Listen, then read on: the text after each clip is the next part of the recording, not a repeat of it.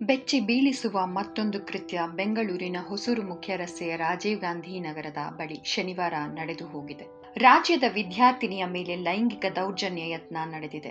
ವಿದ್ಯಾರ್ಥಿನಿ ಕಂಠಪೂರ್ತಿ ಕುಡಿದಿದ್ದರಿಂದ bike ಸವಾರನೊಬ್ಬ drop ಕೊಡುವ ನೆಪದಲ್ಲಿ ಕರೆದುಕೊಂಡು ಹೋಗಿ ಈ ಹೀನಾಯ ಕೃತ್ಯ ನಡೆಸಲು ಯತ್ನಿಸಿದ್ದಾನೆ.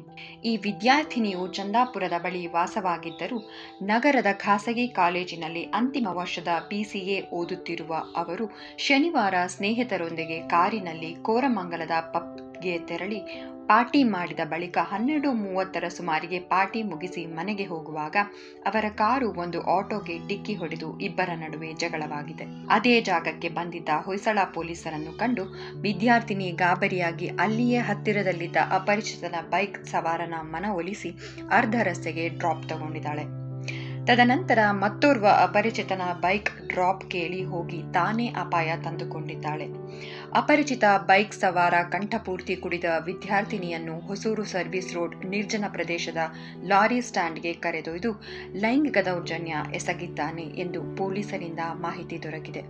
ಅದಕ್ಕೆ ಹೇಳೋದು, ಹೆಣ್ಣು ಮಕ್ಕಳು ಧರಿಸುವ ಬಟ್ಟೆ ಕೈ ಮುಗಿಯುವಂತಿರಬೇಕು, ಅವಳ ಸಂಸ್ಕಾರ ಅವತೆಯಾಗಿರಬೇಕು. ಇದನ್ನು ಮರೆತರೆ ಇಂತಹ ಅನಾಹುತ ನಡೆಯುತ್ತಲೇ ಇರುತ್ತದೆ. ಮಹಿಳೆಯರ ತುರ್ತು ಸಹಾಯಕ್ಕಾಗಿ 181ಗೆ ಕರೆ ಮಾಡಿ. ಇದು ಟೋಲ್ ಫ್ರೀ ನಂಬರ್ ಆಗಿರುತ್ತೆ.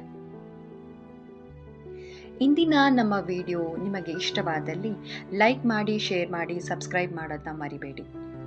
ಮತ್ತಷ್ಟು ವಿಡಿಯೋಗಳೊಂದಿಗೆ ನಾನು ನಿಮ್ಮನ್ನು ಭೇಟಿ ಆಗ್ತೀನಿ ನಮ್ಮ ಕನ್ನಡ ಡಾಕ್ಸ್ ಚಾನೆಲ್ನಲ್ಲಿ. ಧನ್ಯವಾದಗಳು.